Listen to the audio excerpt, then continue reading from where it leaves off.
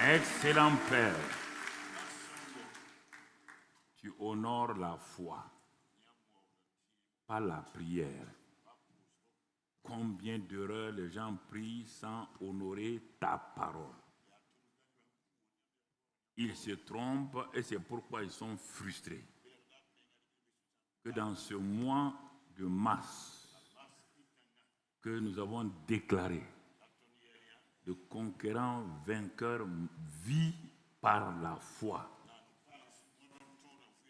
et qui a commencé par cette journée internationale d'évangélisation et de mission, qui est le lancement donc et la manifestation et l'expansion du royaume des cieux parmi nous sur la terre. Nous te disons simplement merci Père, parce que nous savons que cette génération qui est une génération de relais va prendre au sérieux ce qui a été lancé officiellement donc le vendredi soir. Que toute la gloire soit pour toi, la louange pour toi, dans le nom de Jésus. Amen. Asseyez-vous dans sa présence. Je vous salue encore. Il y a des principes et des lois spirituelles dans la Bible que je développe. Il y a dans le monde naturel, comme toute vérité est parallèle, il y a la vérité naturelle et la vérité spirituelle. Quand la vérité naturelle est exprimée, tous les hommes sont soumis à cette vérité naturelle. Comme la loi de la gravitation, donc quand elle se manifeste, les rois, les empereurs, le petit enfant, les animaux obéissent à cette loi naturelle.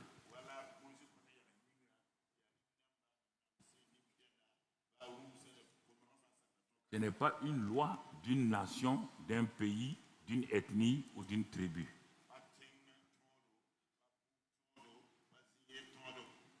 Même sans effort, tout le monde se soumet à cette loi parce que si tu ne te soumets pas, ça peut te créer des problèmes. Ça, c'est le négatif. La loi d'honorer Dieu,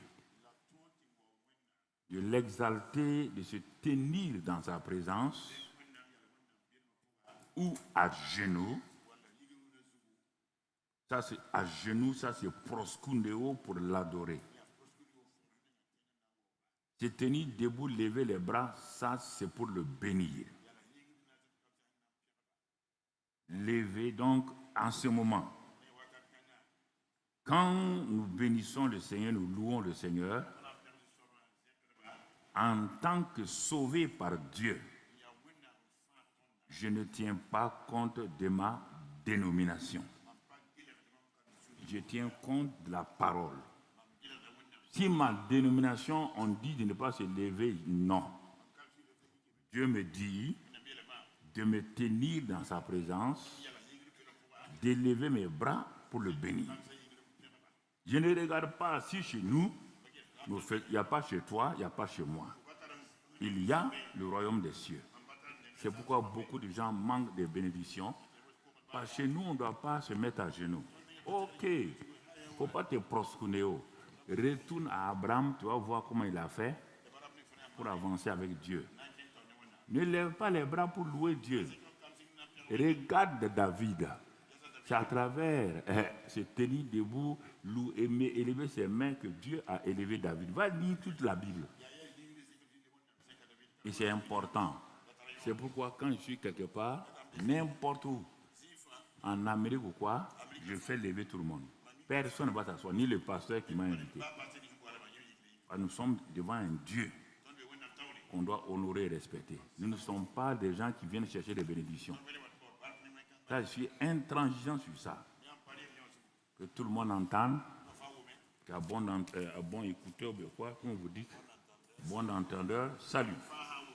Alors, donc, ce matin-là, je voudrais te dire que dans ce mois de février, le mois où on demande au mars, le conquérant vainqueur doit vivre par la foi,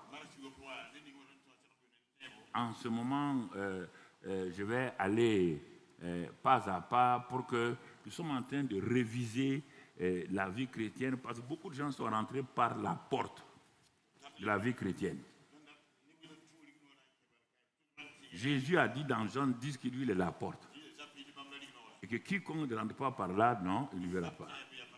Un jour, il a invité des gens. Il est venu pour contrôler avant de commencer la fête.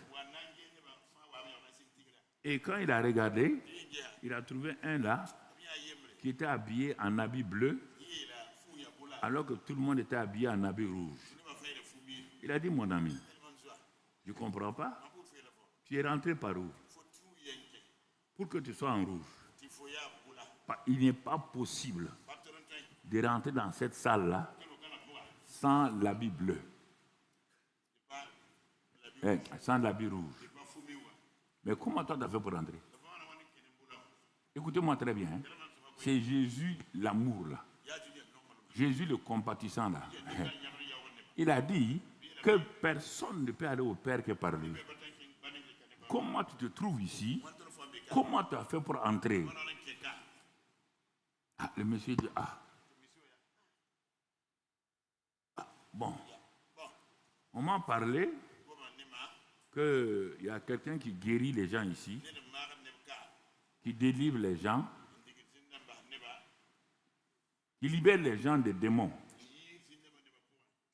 Ah, je suis venu et j'ai crié, hé, on a dit que toi tu fais ça, tu fais ça, tu fais ça.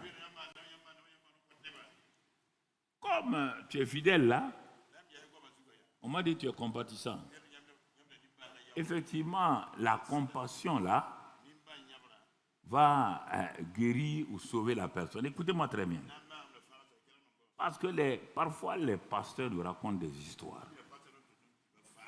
Je leur ai dit, je ne les cache pas, ça passe à la télé actuellement, ils m'entendent. On te dit la porte. Quiconque rentre ailleurs sera jeté. Dieu lui a fait grâce. Il ne connaît pas Dieu. Et le pasteur est ignorant. Dieu lui a fait grâce. Il est entré par la fenêtre. Mais maintenant, qu'est-ce qu'on devait faire? On devait lui dire, on peut avoir la guérison par la fenêtre. Par le nom de Jésus, par le sang de Jésus, on peut avoir beaucoup de choses. Mais mon ami, assois-toi et on va te montrer que si tu restes ici, avec les bénéfices de la fenêtre seulement, quand le maître là va venir, tu n'auras pas une relation avec lui. Assois-toi, on va te montrer quelle est la porte, comment par la porte là, on peut avoir accès donc au Père, le roi des rois. En ce moment, vous le prenez, comme nous le faisons, à travers les enseignants des nouveaux convertis. Les enseignants l'amènent, le félicitent, le bénissent. Mais ils disent maintenant, pour pouvoir rester ici, là, voilà, on va te montrer la porte. Ils vont enseigner l'œuvre accomplie de la croix, l'œuvre achevée, l'œuvre glorifiée par la présence du Saint-Esprit en lui. Cet homme-là continue de garder sa guérison, sa délivrance. Mais il a quelque chose de plus maintenant. Il est né de nouveau. Il est une nouvelle création. Les choses anciennes sont passées. Ce n'est plus lui qui vit, c'est Christ qui vit en lui. Vous avez quelqu'un de complet. Vous n'avez pas un converti. Vous avez une nouvelle création. Cet homme-là, ou cette femme-là, tout de suite va s'engager à vouloir témoigner. Parce que le témoin principal, le Saint-Esprit, est en lui. Il va aller n'importe où. Quand son église lance un thème, il s'y engage. Parce qu'il est heureux d'avoir été sauvé, d'être une nouvelle créature. Il veut que tout le monde autour de lui, ses parents, ses amis, ses collègues de service, reçoivent la bonne nouvelle. Mais s'il reste par la fenêtre là, il va dire tout le temps, venez chez nous. Quand le pasteur prie, les gens sont guéris. Les gens vont venir. Quand le pasteur prie, vous êtes délivrés. Mais ils ne sont pas sauvés. Vous venez de créer des problèmes aux gens. Il faut vérifier. Non, je vous dis ça. J'ai dit, il n'y a pas un pasteur qui va me contredire, c'est dans la Bible. Ah non, je ne vais pas m'amuser avec ça. Je ne vais pas passer 52 ans à prêcher l'évangile et à me laisser tromper par quelqu'un qui va dire non, il suffit de faire, il suffit. Même les mathématiques, pour que deux triangles soient semblables, il faut conditions nécessaires et suffisantes, dit le théorème. Deux triangles ne sont pas sensibles, semblables parce que tu les as mis côte à côte. Il y a des choses sur lesquelles j'insiste. Parce qu'un jour, on doit être devant Jésus. Jésus n'a pas de livre d'évaluation selon ce que tu as fait. Son seul livre d'évaluation, c'est ça. La Bible. Son seul livre d'évaluation. C'est pas ce que ton pasteur a dit. Si ce que ton pasteur a dit ne colle pas à ça, il va te dire, je ne te connais pas. C'est la Bible. Et c'est pourquoi je m'en inspire tous les jours. Tu ne me trouveras pas dans ma chambre sans la Bible là pour méditer. Jamais. Ah non, jamais. Je ne vais pas m'appuyer sur ce que quelqu'un va dire. Et parfois même tu viens à l'église sans Bible. Je ne sais pas sur quoi tu te bases.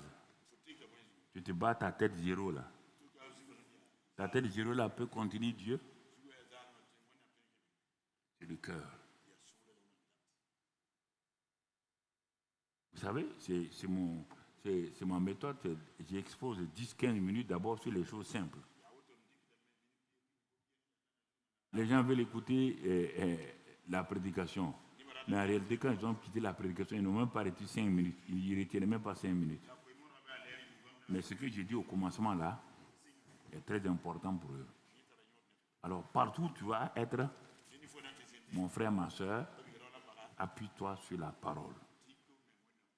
Alors, pour ce mois de mars, et aujourd'hui, nous avons déjà introduit, mais aujourd'hui, on va voir comment avoir une foi ferme. C'est un message simple, un message de bébé, un message, mais il est dit, donne le lait aux enfants et ceux qui sont solides vont manger de la nourriture solide.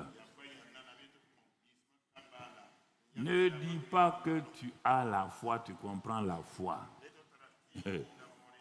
Qui te demande de te lever, me donner les témoignages de la foi, tu vas murmurer. Pour te sortir même 2 bons témoignages, tu vas murmurer.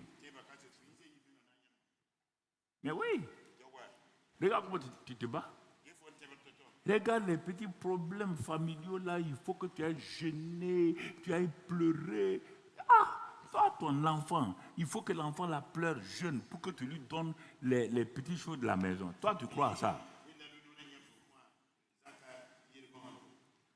Si tu ne crois pas à ça, toi qui es méchante et moi qui suis méchant là, il est dit à combien plus fort raison le Père qui est bon donnera-t-il toutes choses parce qu'il a livré son Fils?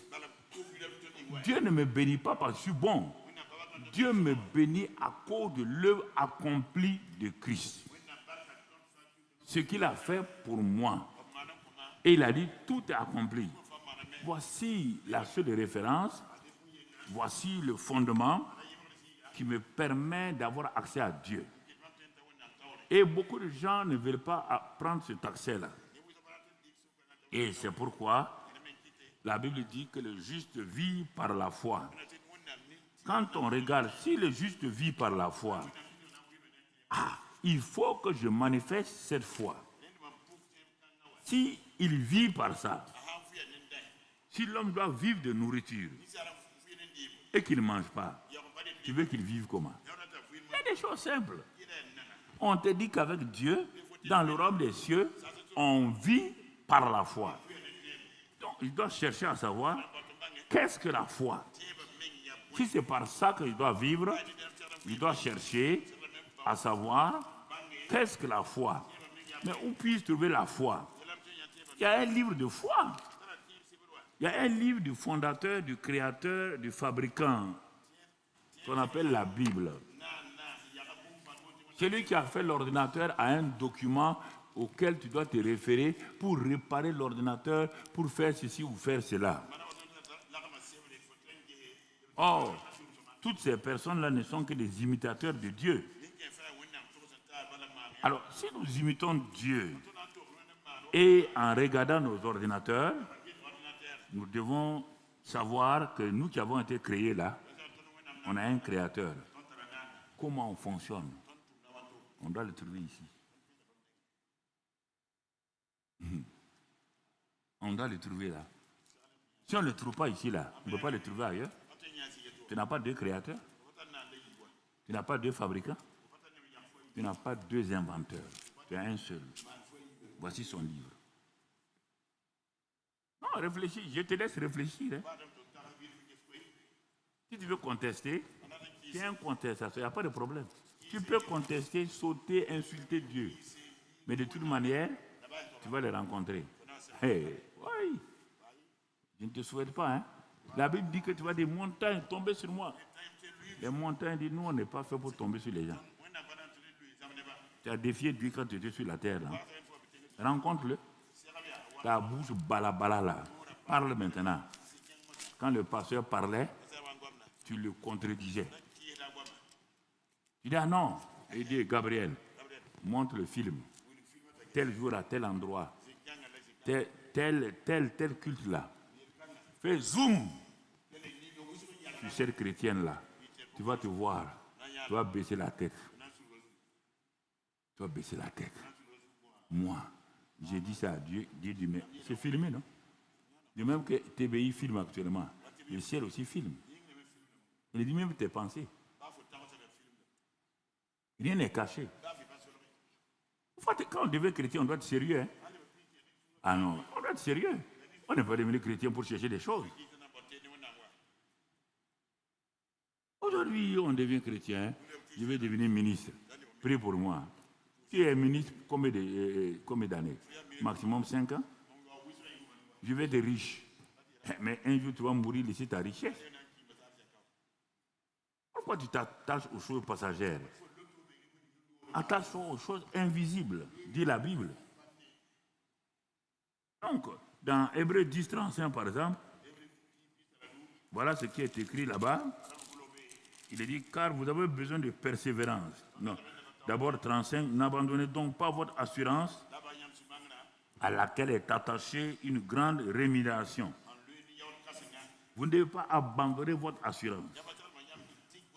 Le mot assurance va venir plus tard encore. Car vous avez besoin de persévérance afin qu'après avoir accompli la volonté de Dieu, deuxième mot, assurance, volonté de Dieu, résultat, vous obteniez ce qui vous est promis. Il dit, dans ce temps d'attente, s'il y a des problèmes, il dit encore un peu de temps, un peu de temps. Celui qui doit venir viendra, il ne tardera pas. On ne parle pas de la venue définitive de Jésus. Dans ton mauvais jour, dans le temps d'attente, où tu es parti dans le lieu secret pour attendre Dieu, Dieu te promet que dans ce temps-là, lui, il va venir. Il va te rencontrer. Il va te rencontrer, mais il va rencontrer qui? Il dit, il va rencontrer mon juste. Mon juste qui est en train de m'attendre vivre par la foi. Mais, si c'est juste là qui dit que lui, il s'en va prier, c'est bien, mais il n'attend pas. Beaucoup d'entre vous, c'est ça. Vous priez, vous n'attendez pas. Quand il vient, il va vous trouver que vous êtes parti. Vous allez passer 5 heures devant la télé. Vous refusez de passer ce temps devant Dieu. Mais Dieu vient en son temps. Il ne vient pas en ton temps. Il est dit. Mais s'il se retire, mon âme ne prend pas plaisir en lui. Est-ce que tu es quelqu'un qui se retire? Tu n'attends pas? On te parle de persévérance. Tu n'attends pas. Ah, on a prié.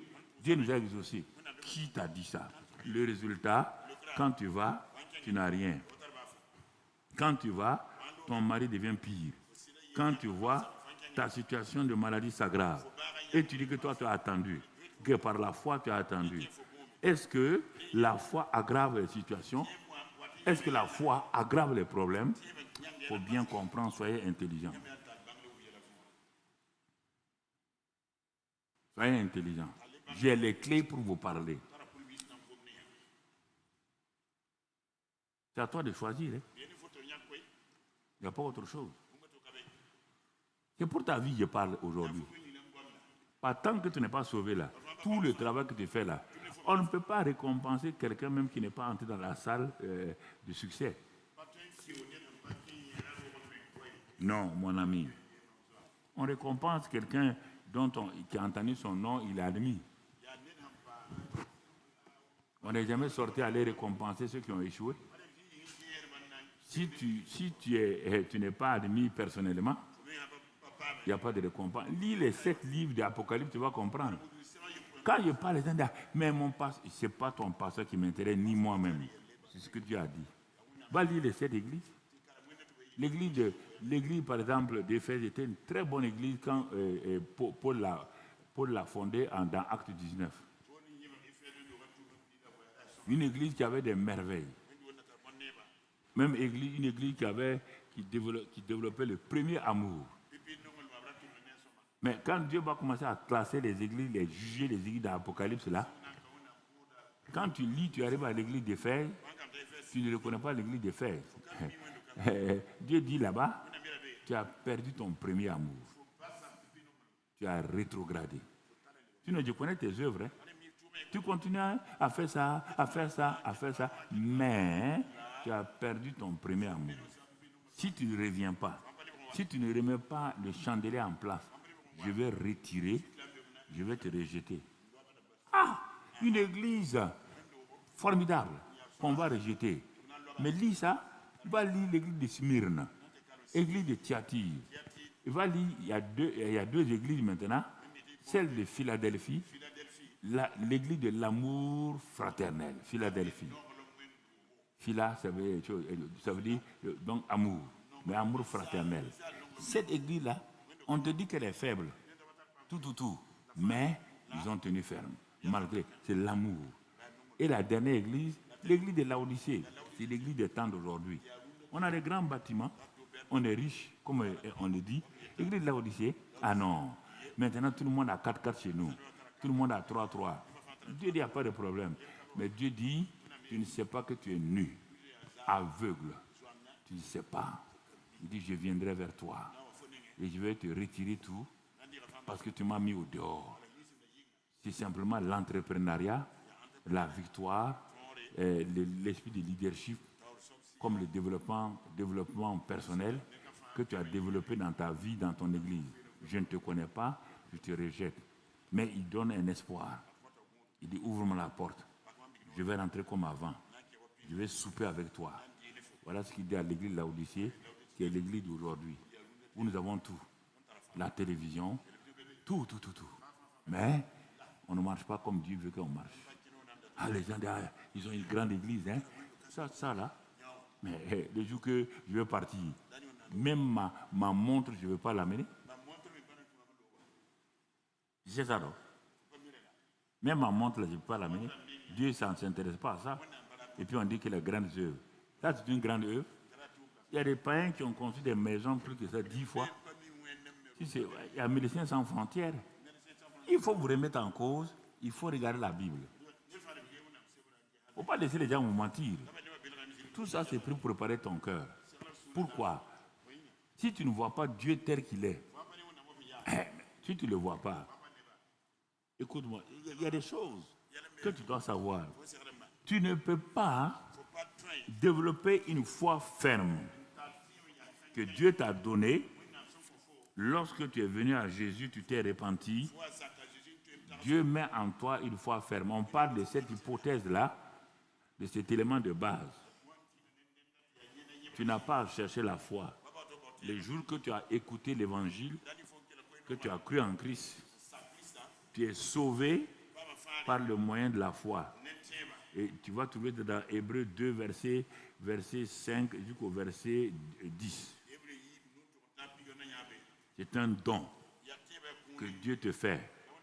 Tu reçois donc ce don de foi. Et Romains 12, 3 dit que ce don de foi a été donné selon la mesure à chacun. Mais cette foi qui est en toi est une semence. Elle veut grandir, s'affermir pour pouvoir opérer dans chaque étape de ta vie. Parce que ta vie maintenant va aller d'étape en étape. Et la foi que tu as là sera confrontée à des circonstances, des difficultés, des épreuves. Il faut savoir comment l'utiliser. Si tu ne sais pas l'utiliser, elle ne fonctionnera pas. Il y a beaucoup de choses dans la vie qui t'enseignent. Tout instrument que, si on lui donne ce micro-là, le micro est fait pour amplifier notre voix. Il met le micro à sa bouche, il y a un petit bouton derrière, il n'a pas ouvert le bouton, il n'a pas ouvert le bouton, parle seulement, mais il est en train de crier. Et les gens lui font des gestes. Ça veut dire, en bas là, il y a un bouton. Mais il n'ouvre pas le bouton. Et comment on va entendre sa voix? Il a le micro, mais il ne sait pas comment ça fonctionne. Tu as la foi, tu ne sais pas comment ça fonctionne. C'est prière. On dit la prière de la foi, on n'a pas de la prière. On dit la prière de la foi sauvera. Sozo, qui veut dire quoi? C'est un mot grec, araméen. Sozo veut dire sauver l'âme, guérir le corps, délivrer, prospérer. Il y a 7 éléments dans le mot sauver. Le mot sauver n'a rien à voir avec ton âme. Ça a à voir avec toute ta vie. Et ça dit S-O-Z-O, sozo. Et c'est la foi qui fait ça.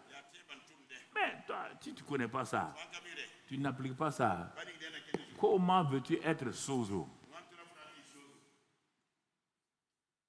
Comment tu vas être sozo? Voici le vrai problème. Je m'arrête là pour que tu réfléchisses. Mon ami, ce n'est pas doctrine, hein? C'est dans la Bible. Doctrine de qui? Ton pasteur qui t'enseigne là, est-ce qu'il est même intellectuellement, est-ce qu'il est à mon niveau? Non, je vais t'affronter. Ton pasteur est à mon niveau. Un gars qui est pas dans l'école biblique sans certificat, il a appris quoi là-bas? Deuxièmement, est-ce que réellement sa communion avec le Saint-Esprit est réelle? Tu as vu d'où je viens? Misérable, dans la pauvreté. Est-ce qu'il y a Américain ici? Est-ce qu'il y a Français ici? Est-ce qu'il y a ici au centre là? Est-ce qu'il y a quelqu'un du monde? Est-ce qu'il y a un président qui a financé? Est-ce qu'il y a un premier ministre qui a financé? Ils m'entendent, non? Ils n'ont qu'à venir me dire. Est-ce qu'il y a un commerçant à financer? Mais il m'a dit un jour, ne regarde pas ton état. C'est vous qui dites que vous êtes pauvre. Moi, je suis un papa riche. Dès le moment où tu deviens mon enfant, ma richesse est pour toi. Va te mettre là-bas, demande-moi. Par comment je vais passer là, ça ne te regarde pas. Voilà comment on vit. Si tu veux, tu crois, tu ne veux pas, tu ne crois pas. S'il y a un Français ou un Américain qui a dit qu'il a donné de l'argent ici, il faut les appeler. Appelle-les, ils vont venir. Comment? Que le Burkina est pauvre. Le Burkina est pauvre. Pourquoi tu t'es laissé engluer des choses comme ça là? Quand Dieu a créé, il a créé la terre, il a créé Burkina. Hein? Il a créé Côte d'Ivoire. Il a créé la France. Il a créé quoi? Et il a dit qu'il a béni la terre, non? Qui a divisé la terre? Qui a divisé? Les hommes. Ils ont divisé selon leurs intérêts. Mais est-ce que Dieu a dit que le fait que les gens ont divisé la terre et qu'ils ont pris une partie, qu'ils ont appelé Burkina, bien Haute-Volta, que c'est pauvre là, toi tu crois à ce mensonge là? Si tu étais pauvre là, pourquoi tu as 1,80 m? J'ai dit aux Français, quand je prêchais là, il dit regardez-moi, hein, regardez-moi, parce que je leur parle mal. Il dit regardez-moi, toi tu dis que tu manges 3 repas. Tu as petit déjeuner, après petit déjeuner, tu as petit truc encore, je ne sais pas. Avant midi, à 13h tu manges. Entre 13h et chaud, tu as encore casse-croûte ou casse-croix. Et le soir, tu as un dîner. Tu as 3 repas plus 2 petites choses. Moi, quand j'étais petit là, mon père et ma mère, avec mes frères et mes soeurs là, ils n'avaient pas, c'était pas 3 repas, mais ma mère faisait tout pour qu'on mange bien. Mais ce n'était pas 3 repas tous les jours. Mais parfois, les 2 repas ou un repas qu'ils nous donnaient là, il dit, tu t'imagines, si ma mère me donnait 3 repas et 2 casse-croûtes, je n'aurais pas 1,80 m, j'aurais 3,80 m. Il dit, c'est pas... Il dit, mais vous êtes là, regarde, petit comme regarde, un gars de 1,50 m, tu vas te confier à moi. Allez, quittez là-bas. Il dit, ça, c'est pas Mamadou, quelqu'un ne va pas dire ça. Il dit, moi, je m'appelle Mamadou. Vous êtes complexé et après vous dites que les Blancs vous ont colonisé. Que les Blancs vont me coloniser? J'ai dit ça aux Américains. Quand ils m'ont invité en 87, je leur ai dit, je viens d'un pays de l'homme intègre. Je suis un homme intègre. J'étais à San Francisco, ils m'ont fait visiter toute l'Amérique. Toi, tu es en Amérique, tu es à New Jersey. Moi, j'ai fait New Jersey plus New Pantalon, New quoi. Oh, pas te vanter que tu es en Amérique. Tu es en Amérique, tu fais quoi? Tu es en Amérique, tu fais quoi? Non, j'ai de temps en temps vous piquez bien. Pas te vanter. Si Dieu t'a fait naître au Burkina, tu as dessiné au Burkina, tu as dessiné pas en Amérique. Tu es hors jeu. Je dis la vérité. À moins que tu reviennes pour faire des choses que tu dois faire ici pour compléter ce que tu fais en Amérique. Comme j'ai dit aux jeunes, j'ai dit à plusieurs de nos jeunes qui sont là-bas, revenez, faites des projets ici, ouvrez des petites entreprises. Quand vous allez vieillir là, vous allez comprendre votre douleur. En Europe, en Amérique là, les vieux souffrent. Tu vas aller acheter tes marchandises 80 kilos, tu vas monter au 8e étage avec 80 kilos. Personne ne dira maman, baba, personne. Bon, voilà, donc commence à monter une entreprise ici et tu vas être béni. J'ai fait une parenthèse, ça ne va pas lui plaire, mais j'ai fait une parenthèse. C'est un pour voir ce que vous voyez là. Un homme très riche avant de partir en Europe. Je vais te dire ça. Hein. Tu sais, je ne tourne pas autour du pot. Un homme qui presque concurrençait un des hommes qui fait la téléphonie au Burkina ici. Ils étaient ensemble. Il a dit qu'il va en France. Vous êtes sûr? Vous êtes sûr? Vous êtes là en France là pour faire quoi? Vous serez missionnaire. Mais au temps convenable, Dieu va vous envoyer. Mais comme Dieu sait toutes choses, il a le cœur bon. Il a le cœur honnête, malgré ses erreurs. Il est venu, il va rester en France, mais il est venu, ce qu'il va faire maintenant là, tout ce qu'il a vécu là, ça va l'enseigner. Et dans 2 ou 3 ans, il va reprendre sa place ici parmi les hommes d'affaires chrétiens, et vous allez voir ce qu'il va dire. C'est une parole que je viens de dire sur toi, il faut dire Amen. Il faut dire Amen. Je ne parle pas pour faire plaisir aux gens. Ça ne m'intéresse pas. Non, tu vois mon frère, si tu veux avoir une foi ferme, tu dois savoir, il y a 2 choses. Qui est Dieu et la parole qu'il a dite. Premièrement, tu dois savoir qui est Dieu, tu dois connaître Dieu.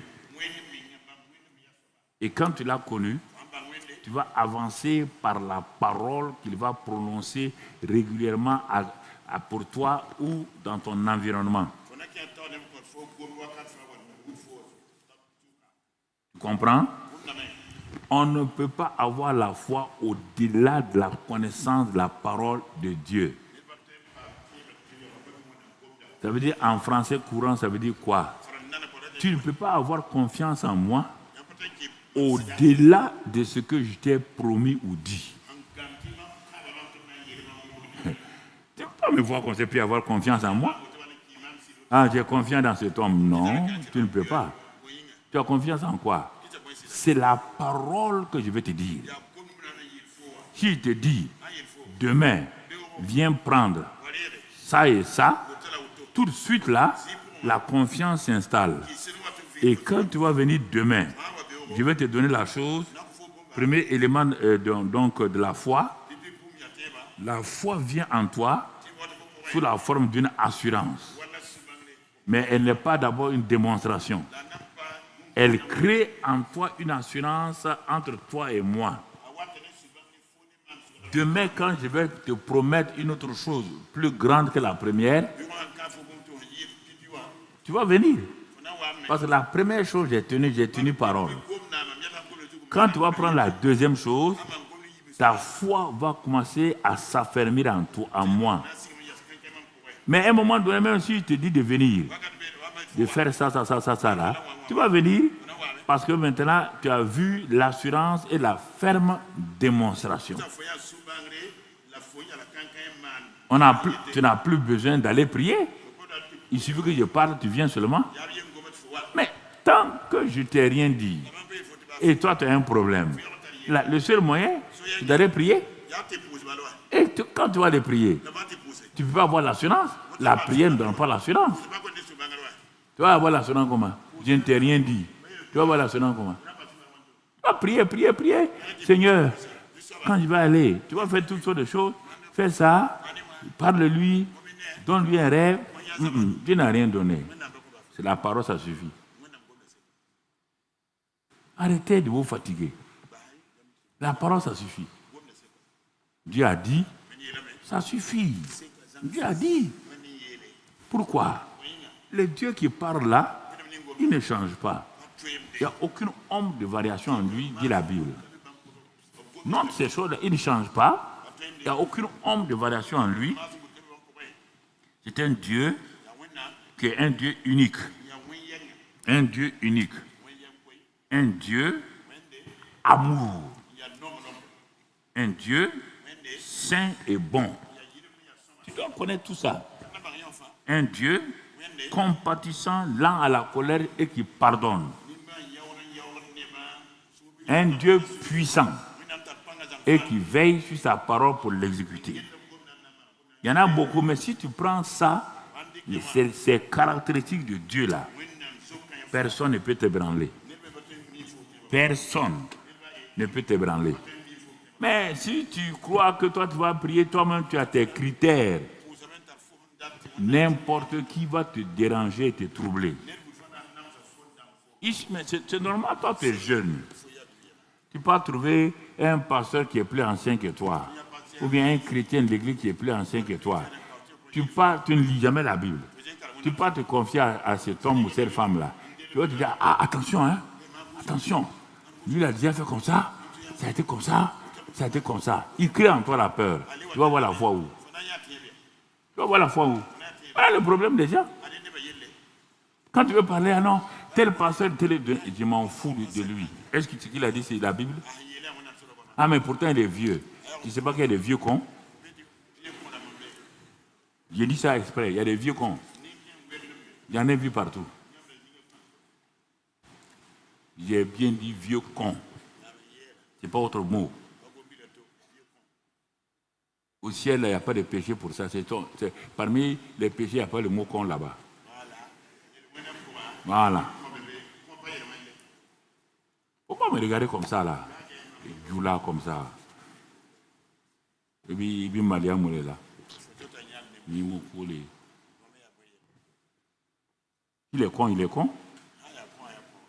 Et il y a des vieux, quand ils parlent là, tu as envie de courir aller écouter des bébés dans le landau. Tu préfères aller écouter des bébés là. Bon, il va te troubler. C'est pourquoi on dit aux vieilles femmes, dans la Bible, Paul dit aux vieilles femmes là, de prendre soin des jeunes femmes. Il faut les enseigner comment entretenir leur mari. Hé, ma fille, attention, hein. Les hommes là sont comme ça. Tous les hommes sont comme ça. Il ne faut pas te laisser piétiner. Hein. Quand ton mari va dire ça là, il faut le dire, mon pied, ton pied. Quand il va couper ton pied, tu sauras. Il ne faut pas accepter. La Bible dit, soumets-toi. Soumets-toi d'abord.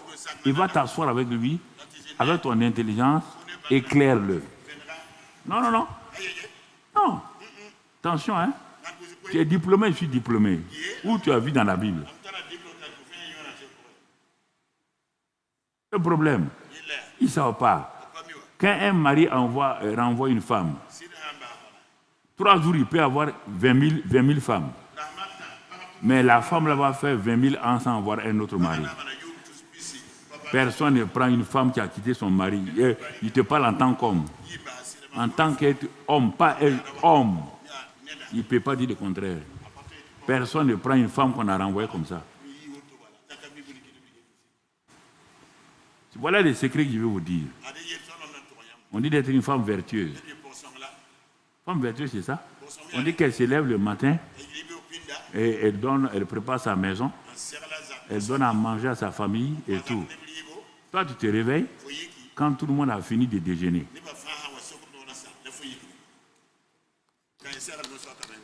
La Bible dit ça. Et toi, tu prends TikTok. Continue avec TikTok. TikTok va te mettre au dehors. Surtout mes jeunes petites filles, là, comme elles ont fait un Master 3,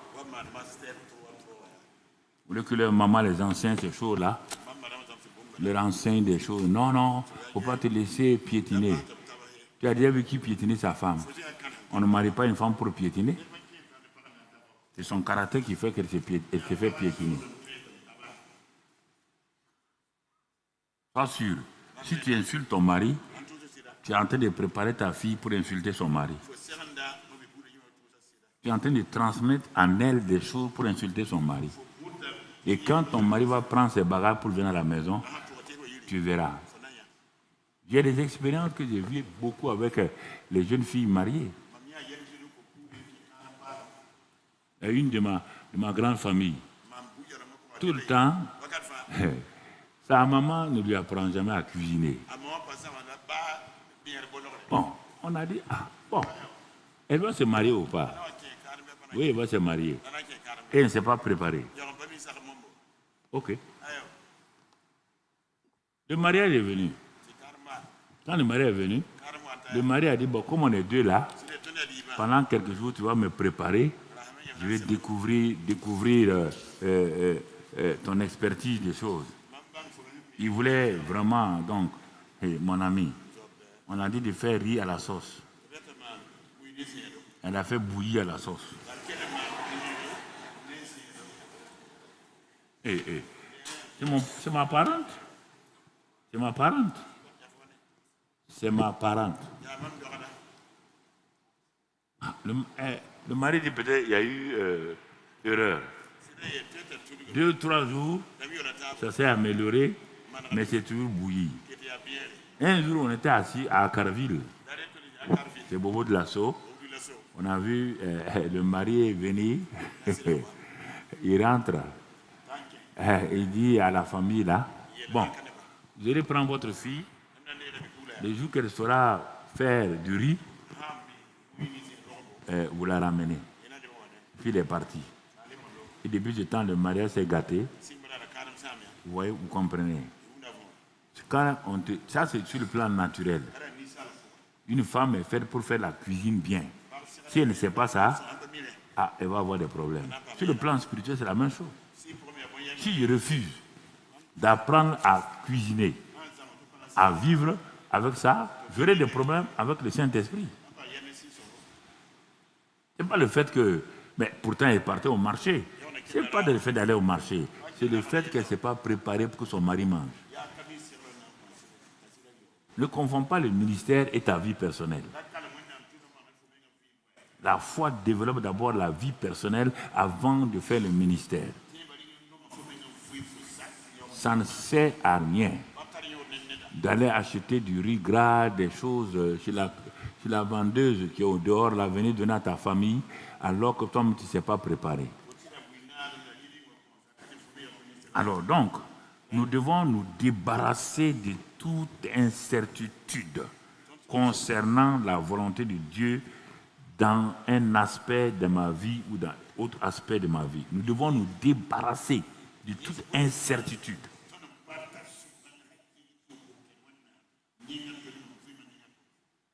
Alors, si j'ai ces incertitudes à moi, je ne peux pas avoir la foi. Ces incertitudes-là provoquent quoi? Le doute, l'inquiétude et l'incrédulité. Parce que les gens de Nazareth n'avaient pas de certitude concernant Jésus, qui a vécu avec eux au moins 25 ans après avoir quitté donc Bethléem. Il a vécu, écoutez-moi très bien, ils ont vécu ensemble. Faut pas essayer de me contredire, ça ne te servira à rien. Ils ont vécu avec lui. En tant que charpentier, Dieu a permis qu'ils rentrent dans la maison de beaucoup de ces gens-là, réparer leur toit, réparer les choses là-bas. Ils ont vu en lui un jeune homme sérieux, un jeune homme saint, un jeune homme humble. Tout le monde le vantait. Mais maintenant que Jésus entre dans son identité pour faire ce qu'il a dit, je suis venu faire les affaires de mon Père, pour commencer donc à prêcher l'évangile, à sauver les gens de façon... donc il a commencé. Et il s'est présenté aux Nazaréens. Écoute-moi. Tout le monde dit qu'il est sérieux. C'est un bon charpentier. Mais le jour qu'il va révéler sa vraie nature, les Nazaréens se sont arrêtés. Écoutez-moi, vous allez dire, mais il y a des choses que vous devez voir. Hein. Ses cousins, ses frères, c'est écrit dans tous ces gens-là. On dit quoi? Tu veux faire quoi? Toi là, tu veux faire quoi? Il dit, non, je suis venu pour vous guérir. Il dit, toi, tu peux nous guérir. Toi. Mais comment? On n'a pas joué au Colin Maillard ainsi? Hein? Il y a 3 ans, on n'a pas fait quoi? Tenez, ouvrez des pieds. On n'a pas dansé ici ensemble. Et toi, de qui? Fille de Dieu. Nous sommes cousins de qui? Il ne connaît pas. Jésus était étonné de leur incrédulité. Et vous vous asseyez devant moi que vous avez la foi. Où est le résultat de la foi? Montrez-moi. Vous êtes assis là avec des problèmes que vous n'avez pas pu résoudre. Depuis 3 ans, 5 ans, vous avez fait tous les prophètes, les prophétesses. Et vous ont donné quoi? Ils vous ont donné quoi? Dites-moi un peu. Où est la paix? Vous êtes sur le chemin du divorce. Est-ce qu'un deux chrétiens peut divorcer? J'ai l'amour, tu as l'amour. Nous avons l'amour. Ils vont divorcer sur quelle base? Tu as déjà vu l'amour divorcé? L'amour divorcé. Hey. Donc tu n'as rien compris. L'amour divorcé. Va divorcer sur comment? L'amour espère tout, l'amour croit tout. Divorce?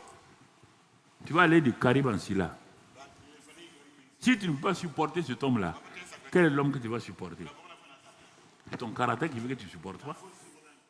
Ce n'est pas le caractère de l'homme. Si l'homme est feu, soit de l'eau. L'eau éteint le feu. Elles ne disent pas Amen. Hein? Non, elles ne veulent pas. Elles ne veulent pas. Ah oui. Ah, c'est pour toi-même. Hein? Ce n'est pas pour quelqu'un. La foi commence par la connaissance de la personne. Qui il dit qu'il est? S'il dit qu'il est comme ça, appuie-toi sur ça. Un. Deuxièmement, s'il te révèle sa volonté par la parole, tu as deux éléments sur lesquels tu vas t'appuyer. Son identité et sa parole. Son identité et sa parole.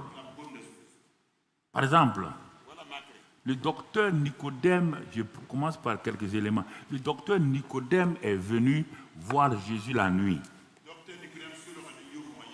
Pourquoi il est venu le voir la nuit? Il est venu le voir la nuit parce qu'il avait honte. Il avait honte, mon frère, de venir dans la journée vu qu'il est le docteur d'Israël. Il ne voulait pas que les gens le voient. Bon, il avait ses raisons, hein? On ne peut pas le condamner. Mais il est venu. Au lieu d'aller directement, il tourne autour du pot. Nous savons que tu es un docteur venu de Dieu, patati patata. Jésus du docteur. Il faut t'arrêter. On ne va pas discuter doctrine ici. Ce n'est pas enseignement nouveau.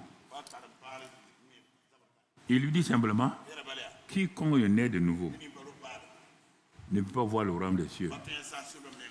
Ici, c'est le royaume des cieux. Ah bon? Ça veut dire quoi? Quiconque est né de nouveau. Jésus appuie le marteau.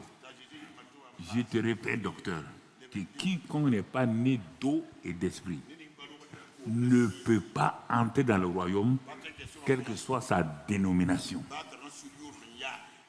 Es-tu dans ça? Es-tu dans le royaume? Ou bien tu as une dénomination? Ah, moi je viens de Eden TBI.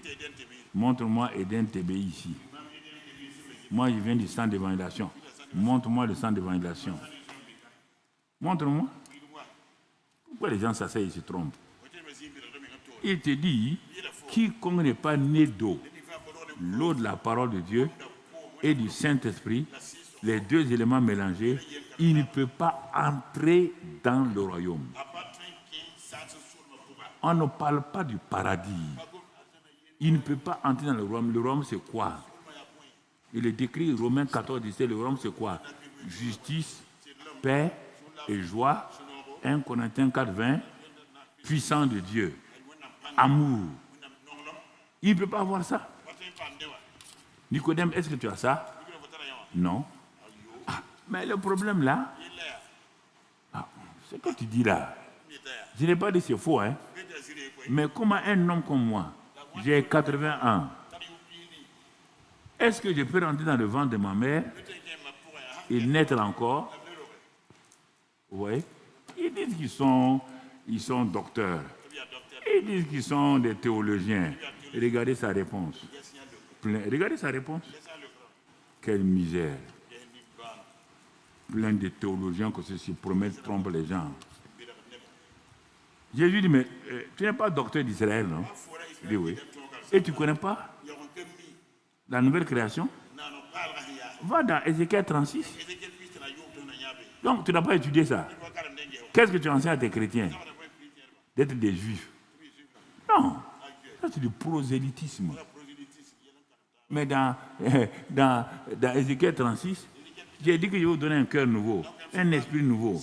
Je mettrai en vous un esprit qui va faire, vous allez obéir à mes paroles. C'est moi qui vais le faire. Ézéchiel 36. Ah bon? Ah. Il dit, mais écoute-moi. Il y a deux choses que tu dois retenir. Tout ce qui est né de la chair restera quoi? Tout ce qui est né de l'esprit va être quoi? Ce matin, c'est la base de la foi comme ça. Il n'y a rien ne marchera. Tu ne peux pas vivre, prenons en absolu, tu ne peux pas vivre au Burkina Faso, bénéficier des choses du Burkina Faso, si tu n'es pas né physiquement au Burkina Faso. Non. Tu peux venir au Burkina Faso rester. Mais je vais dire, au cas où personne ne doit rester au Burkina Faso, il faut que tu naisses au Burkina Faso pour vivre l'air du Burkina, connaître comment les Burkinabés fonctionnent. Voilà. Il faut que tu naisses donc d'eau et d'esprit dans le royaume des cieux. Sinon, tu es à côté. Il ne faut pas me contester. Tu ne connais pas la Bible.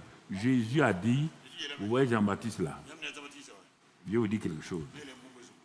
Dans la Bible là, depuis Adam là, jusqu'à moi-même, tu vois c'est Jean-Baptiste là. Les gens ont dit oui, c'est le plus grand de tous ceux qui sont nés des femmes. Ah bon? De tous ceux qui sont nés des femmes. Ils ont compris qu'il y a exception. C'est Jésus lui-même qui fait exception et Adam, il n'est pas né de femme. Jésus est né de femme, mais c'est Dieu, il était Dieu, il est devenu homme. En dehors de ces deux-là, sur la terre là, il n'y a pas quelqu'un qui est aussi grand que Jean-Baptiste. Ah, tu veux dire gloire à Dieu. Dieu dit misérable, assois-toi. Je n'ai pas fini. Quiconque, y compris toi, mauvais type là, méchant là, si tu es né dans le royaume, tu es plus grand que Jean-Baptiste. Et si tu es plus grand que Jean-Baptiste, tu es plus grand qu'Abraham, Moïse, Élie, Élisée, tous. Misérable, incrédule. Vous ne croyez pas à ça. Vous ne croyez pas à ça. Donc, Moïse est plus grand que toi, parce que son nom est ici. Hein? Élie est plus grand que toi, son nom est ici. Vraiment, quand je parle aux chrétiens incrédules, vous m'envoyez les flèches, je me tourne, c'est pourquoi je regarde ici maintenant. Les incrédules de gauche, là, il faut changer. C'est Jésus qui l'a dit. Le plus petit né dans le royaume, par rapport à Jean-Baptiste, quelle est sa relation avec Dieu? Quiconque est né de Dieu est quoi? Hein? Il est fils, enfant de Dieu, oui ou non? Jean-Baptiste est enfant de Dieu? Il est quoi? Serviteur. Dans ta maison, ton serviteur est plus grand que ton enfant. Hein? Alors là, tu dis baga baga ta bouche là. Dis ça avec Dieu aussi. Je suis enfant de Dieu. Fils de Dieu, fille de Dieu. Je suis grand. Voilà. Pourquoi tu marches comme ça, dodu, bossu, ventru?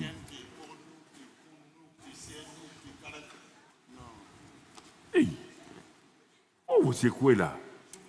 Pourquoi vous méprisez? Pourquoi vous vous diminuez? Pourquoi vous complexez? Parce que vous ne savez pas qui vous êtes. Un point, c'est tout. Un point, c'est tout. Plus tard, pourquoi on voit Nicodème quand Jésus est mort, il est venu? Parce que la parole l'a affranchi. C'est à Nicodème que Jésus a dit, Dieu a tant aimé le monde qu'il a donné son Fils unique que quiconque croit en lui ne périsse point, mais qu'il ait la vie éternelle. Jean 3,16.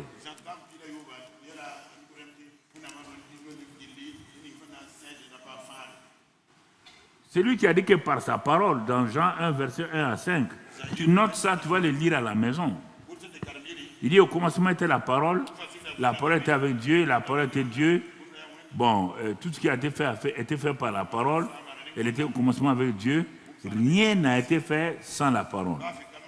Rien. On n'a pas dit la prière. Rien. Toutes choses ont été faites par la parole. Et rien de ce qui a été fait n'a été fait sans la parole. la parole précède la prière. Il faut la parole pour pouvoir utiliser la prière. Par la prière, tu révèles la volonté de Dieu. Et c'est pourquoi il dit à Jérémie, moi je veille sur ma parole pour l'exécuter. Dieu ne veille pas sur vos prières. Il ne faut pas perdre ton temps. Dieu ne veille pas sur tes prières. C'est pourquoi les gens meurent, ce n'est pas un problème. C'est pourquoi les gens ont des problèmes. Dieu ne s'intéresse pas à ça. On dit, mais Dieu même on ne comprend pas. On comprend Dieu par sa parole. Pas à cause de ses besoins. Il dit, mais tu as vu, la tour est tombée sur les gens l'autre jour là. Ils sont tous morts. Ah, donc ils sont méchants. Ah, les gens disent, on ne comprend pas. Il dit, j'ai dit de ne pas faire ça, ils ont fait. La société d'électricité est invitée à venir dans ta maison pour mettre le courant. Pourquoi vous ne comparez pas le naturel et le spirituel chaque fois? Dieu est l'auteur du naturel, il est l'auteur du surnaturel. Il a permis aux gens de découvrir l'électricité et de faire de grandes inventions avec l'électricité. À cause de ça, je vais à la société d'électricité et je demande que j'ai besoin d'avoir l'électricité chez moi. On dit, ah oui. Alors, ici, c'est la source même de l'électricité. Tout vient d'ici. Et c'est pourquoi on a mis des fils partout pour arriver dans les maisons. Bon, donc il n'y a pas de problème. Ils viennent chez moi. Ils apportent leur fil est là, ils viennent brancher donc, le compteur à mon mur ou bien à l'intérieur de ma cour dans une maisonnette.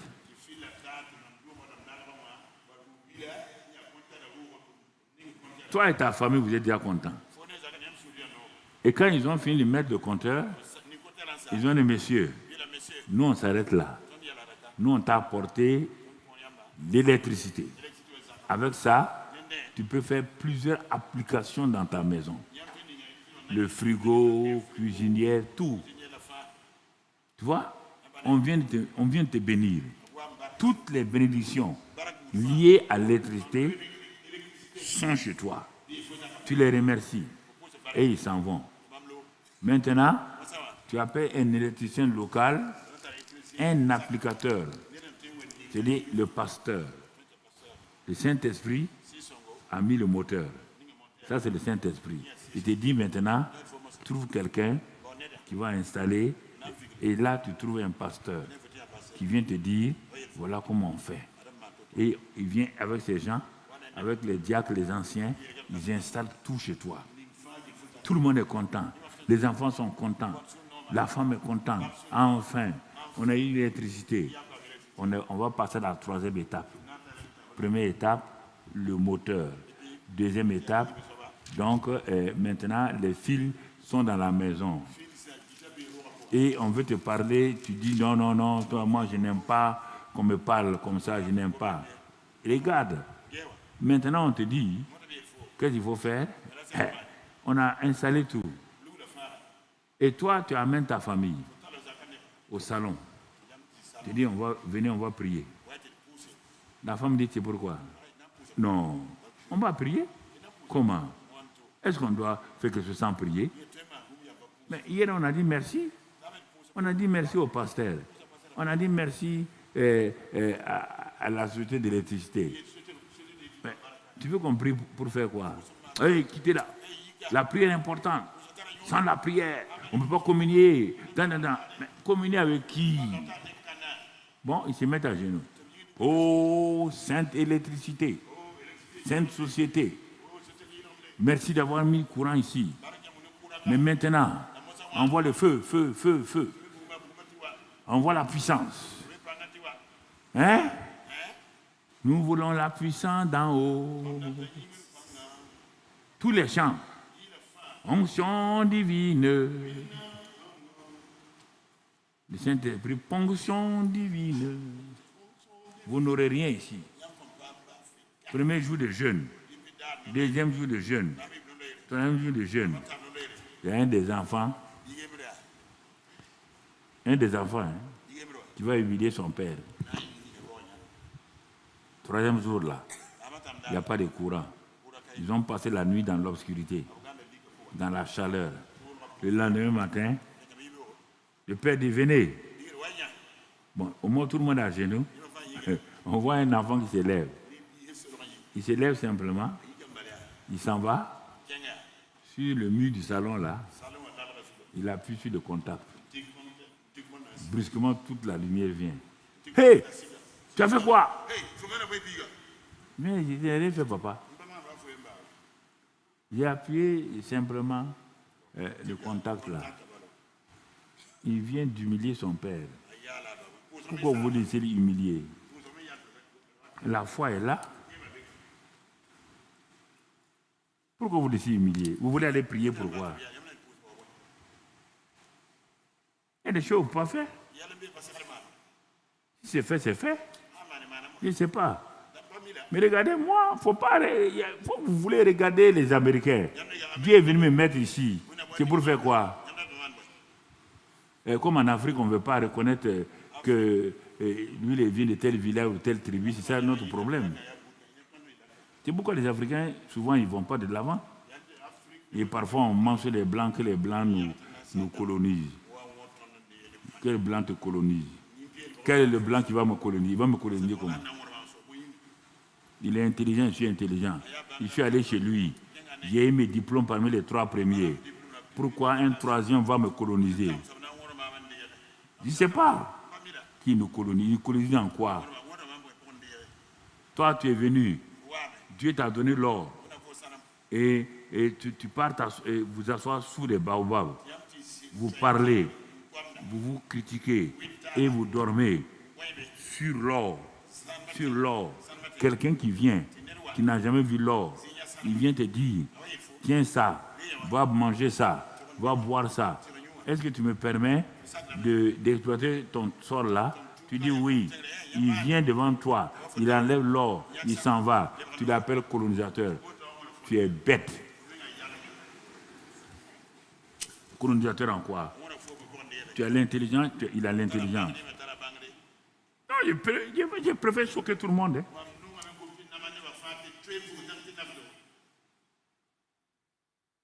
Non.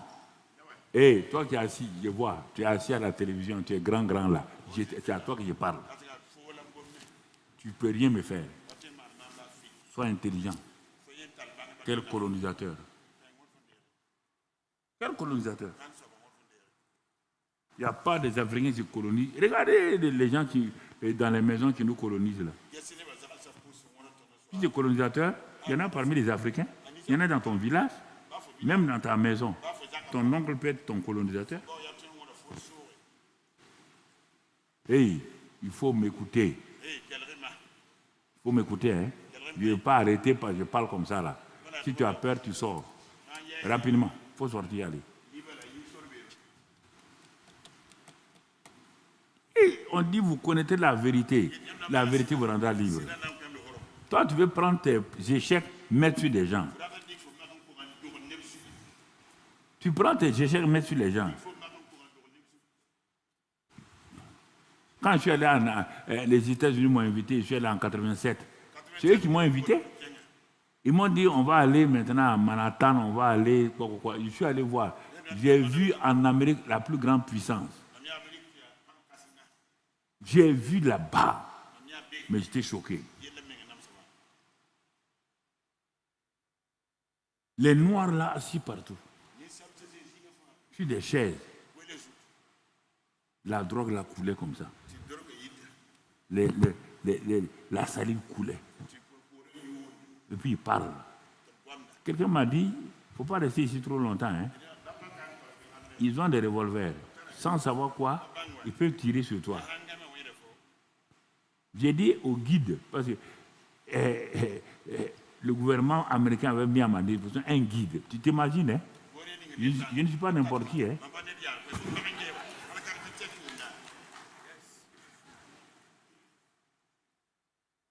Non.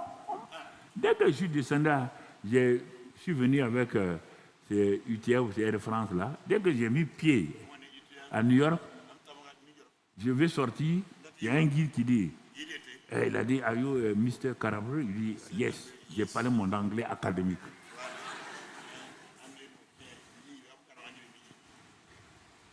Il m'a dit de le suivre.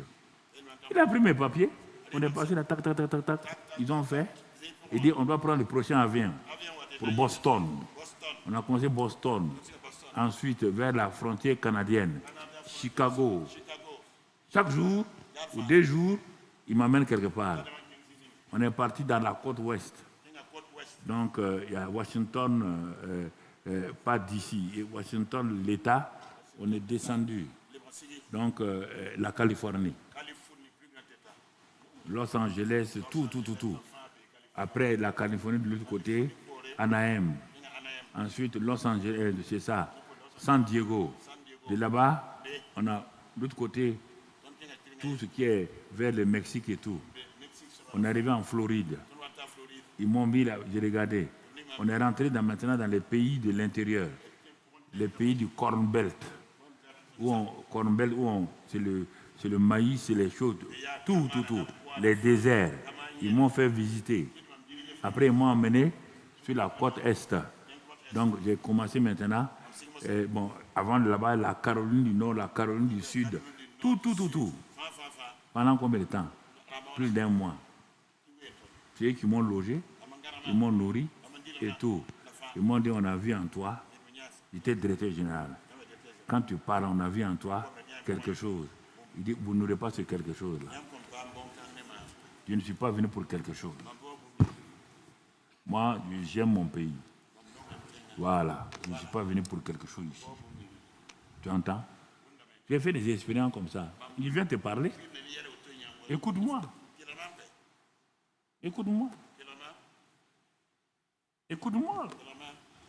Donc, tu vois. Je dis, mais vous connaissez la pluie? Vous connaissez la neige? Les Européens ont dit, on connaît la neige.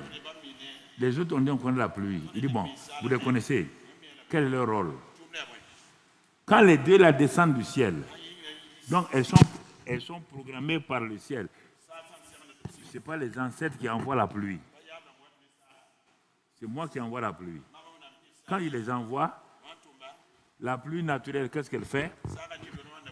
Elle arrose, premier élément, féconde, fait germer, et donne la semence au semeur et du pain à celui qui mange. Voilà le rôle de la pluie naturelle. 5 choses. Il dit, bon, si tu comprends ça, va voir le paysan de ton village. Sans connaître la Bible, dis au paysan là, qu'est-ce que la pluie fait? Il va dire, attendez, il dit, c'est pas parce que tu es parti à l'école que tu crois, moi je suis bête. Tu es allé à l'école, mais la pluie là, on n'a pas besoin d'étudier ça.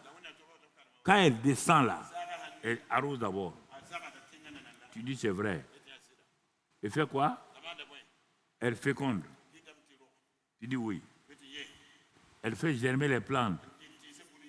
Tu dis oui. Quand la plante a germé, elle va produire quoi? De nouvelles semences. Si c'est du maïs, tu vas commencer à récolter du maïs. Ce n'est pas fini. Le cycle n'est pas fini. Sa finalité, elle va donner à manger aux gens les 5 rôles. Tu ne peux pas lui dire que ce qu'il a dit est faux. Il est paysan, mon papa était paysan. C'est ça qu'on faisait quand on partait au champ.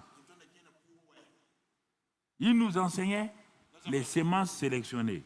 Il dit, cette semence-là, on ne doit pas manger. Si on mange ça, quand il y aura la saison là, quand on va s'aimer, les autres ne donneront pas. Il avait toujours raison. Pourtant, il aimait aller à l'école. J'ai appris beaucoup de choses avec lui et ma mère. J'ai appris des choses pratiques. Et quand je suis devenu chrétien, j'ai dit même ma mère avant sa conversion, elle était mieux que ce pasteur-là. Je ne connais rien. Ma mère, sans être chrétien, connaissait mieux que le pasteur-là. C'est ce qu'elle a semé en moi. Elle m'a dit un jour, à 8 mois quand il partait en France, elle m'a dit, le jour que tu connaîtras le vrai Dieu, tu vas voir la différence. Il dit, mais, ah bon? Toi, tu n'es pas chrétien, moi, je ne suis pas chrétien. Tu me dis de connaître le vrai Dieu. Elle venait de prophétiser. C'était en octobre, au village. Octobre au village. En juin, j'étais converti. Prophète, prophétesse. C'est pourquoi Dieu ne l'a pas laissé mourir sans le connaître. Tu entends? Il faut écouter les gens. Il faut pratiquer. Tu entends? Il dit, mais ainsi en était de ma parole qui sort de ma bouche. Si la pluie vient, la neige vient, même résultat. Quand je parle aussi, il y a quoi? La parole qui sort de ma bouche, elle ne peut pas retourner à moi sans effet. Elle ne peut pas. Il n'y a pas cette parole que moi je vais dire et la parole là va partir et dire, venez me dire, moi parole, sortie de ta bouche, je suis allé, je n'ai pas pu faire. Il dit, il n'y a pas cette parole là. Et toi tu dis qu'il y a ça. Ça te regarde. Débrouille-toi. Tu vas voir l'effet. Toi tu dis à Dieu que ce qui sort de ta bouche là peut aller retourner à lui sans effet. Courage. Il faut aller, courage. Courage. Courage, hein? Tu es brave. Hey, toi, tu es brave. Oui. Tu es brave. Toi, même tu viens m'insulter, tu as problème. Et toi, tu insultes le grand Dieu. Il est menteur. On te dit qu'il ne ment pas. Même le prophète Balaam a dit, j'ai vu maintenant, Dieu ne ment pas. Il ne se répand pas. Non. Il ne ment pas, il ne se répand pas. Et toi, tu dis, assis à Eden TVI, assis à la télévision, assis sur les réseaux sociaux, que toi, tu as prié. Dieu t'a dit de prier. Dieu a dit que lui, sa parole ne revient pas. Partout, les gens te demandent ça. Ils sèment, ils récoltent. Spirituellement, physiquement, naturellement. Et toi, tu dis que non. Il y a des semences rapides. Il y a des semences moyennes. Il y a des semences qui prennent du temps, comme les grands baobabs là, avant de devenir un gros arbre. La semence que tu as sémée là, que Dieu t'a donnée là, elle concerne quoi? C'est quel problème? Elle ne va pas venir pour résoudre un problème automatique. Parce que ta vie doit grandir. Elle est venue t'aider à faire croître ta vie. Donc, elle va mettre du temps. Mais si c'est pour manger tout de suite, comme le maïs là, au bout de quelques jours, ça va sortir. Et après, tout de suite, tu as du maïs. Il faut savoir distinguer les semences. Pourquoi les hommes, quand ils sèment les semences, ils s'en vont dormir à la maison? Même le païen part dormir à la maison. Mais pourquoi toi, tu es chrétien, tu es pressé? Tu es pressé pourquoi?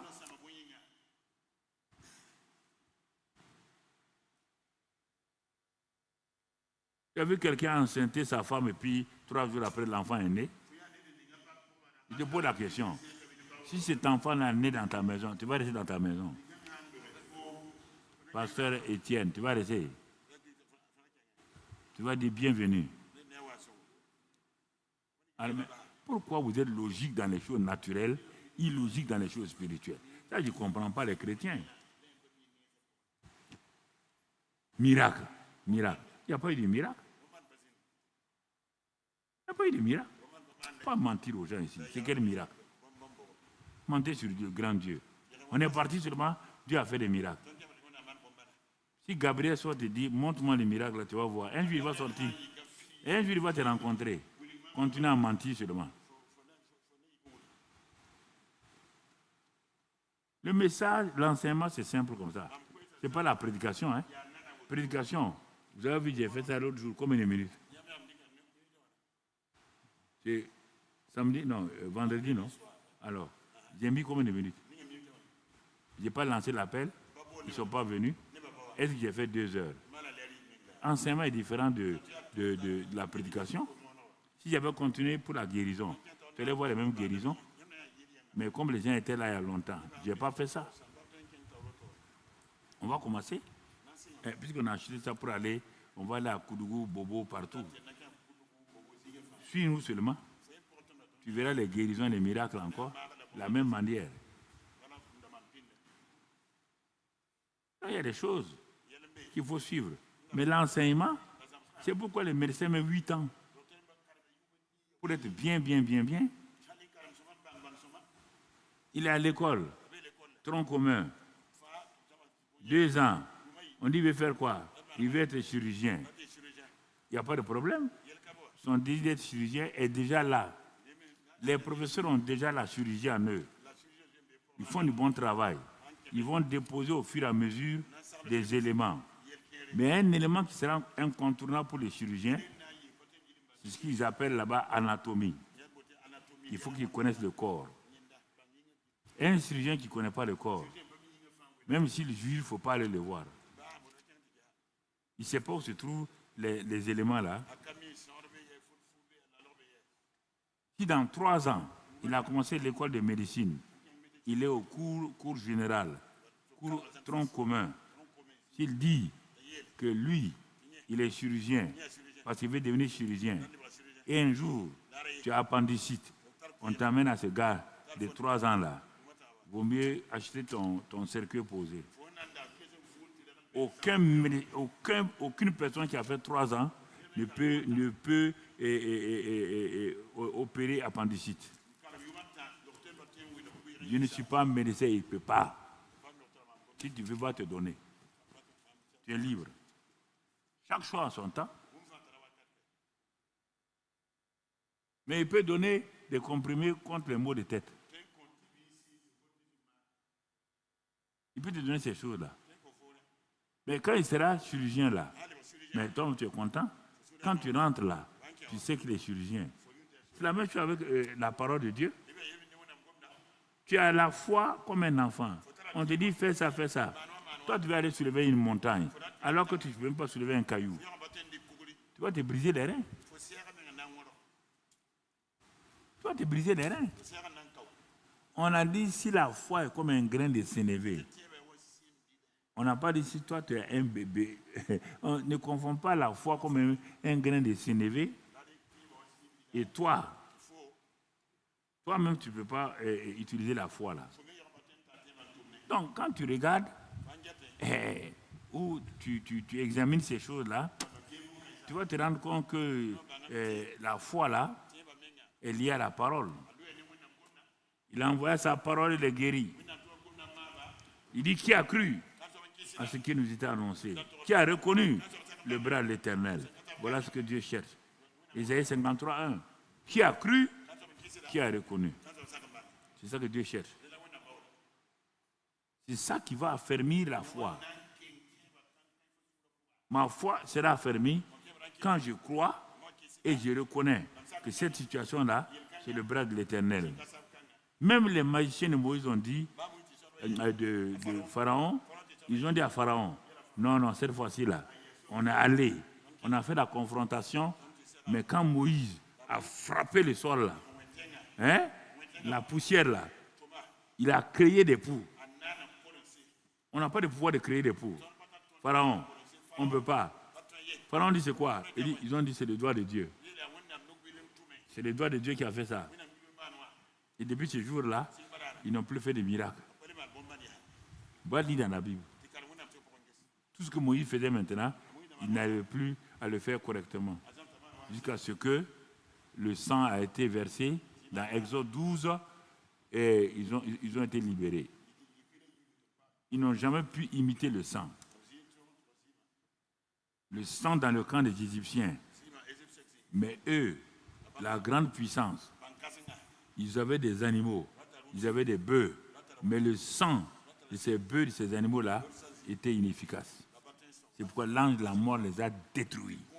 Alors que dans le camp des Israéliens, là, il y avait des enfants voyous, il y avait des voleurs, il y avait toutes sortes de choses. Mais quand l'ange de la mort est venu, à cause de la foi des parents qui ont mis le sang là, le sang n'a pas pu détruire. Donc, tout est par la foi. Tout est par la foi. Ça dépend de ta foi. Qu'il te soit fait selon ta foi, dit Jésus. Il n'a pas dit ma foi. Il n'a pas dit ma puissance. Qu'il te soit fait selon ma foi. et tu as la foi. Il ne faut pas t'asseoir me regarder comme si tu es malheureux. Il t'a donné la foi. Le centenier est venu démontrer que lui a la foi. La foi, c'est quoi? Avoir confiance en celui qui a parlé. Le centenier a découvert que cet homme-là, il a sous de la foi. Il est venu prendre sa guérison. Mon serviteur est malade, couché à la maison, souffrant. Jésus dit, j'irai, je le guérirai. Il dit, maître ne va pas. Nous, les soldats, on donne des ordres. Quand le capitaine dit, Gadabo, faites ceci ou cela, va, ça, on s'en va. C'est comme ça qu'on comprend l'autorité. Dieu te dit d'aller, toi, tu ne peux pas prier. Tu vas prier pour quoi? Incrédule là. Tu vas prier pour quoi? Tu vas les prier là, c'est pour dire quoi à Dieu? Dis-moi. Moi, j'envoie mon enfant. Va là-bas. L'enfant s'en va se cacher, qui va aller dans les lieux secrets. Si je le trouve là-bas, le bâton là va finir sur ses fesses. Et tu pars prier pour faire quoi?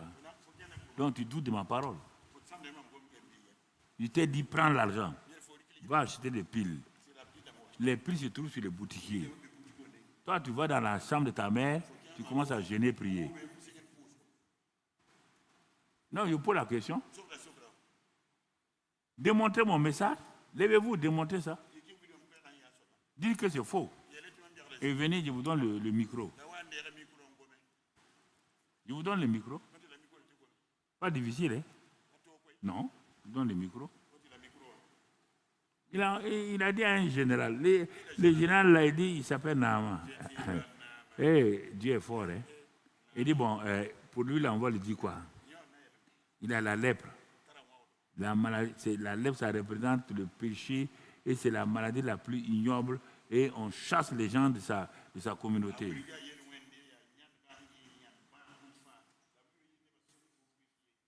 Comme c'est les militaires, ils aiment donner des ordres là. On va les tester lui-même. Allez-y dire à Naaman. On va faire le parcours du combattant des officiers aujourd'hui. Ils ont l'habitude de dire aux gens de pomper. Ils vont pomper aujourd'hui. Naaman va pomper. Faites un chant. Naaman pompera. On a dit au sergent, fais le chant. Quand il va plonger, chantez le chant. On parle de Naaman. Il y a un général là-bas, hein? On dit, ah bon? C'est moi qui ai vaincu Israël? Vous ne leur avez pas dit non? Effectivement, il avait vaincu Israël. Dites-leur que c'est leur vainqueur là qui est venu pour le voir. Dis mon nom sur le bas. Les gens ont dit non. C'est vainqueur dans la guerre. Mais la guerre que toi tu as là, tu n'es même pas caporal. Le général de ça, il s'appelle Élisée.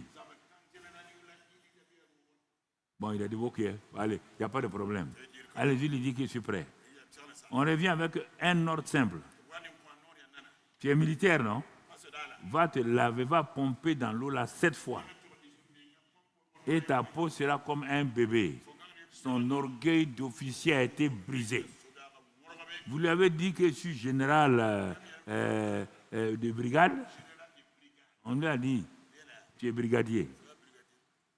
Il dit, ah bon, qu'est-ce qu'il a dit? Il a dit non.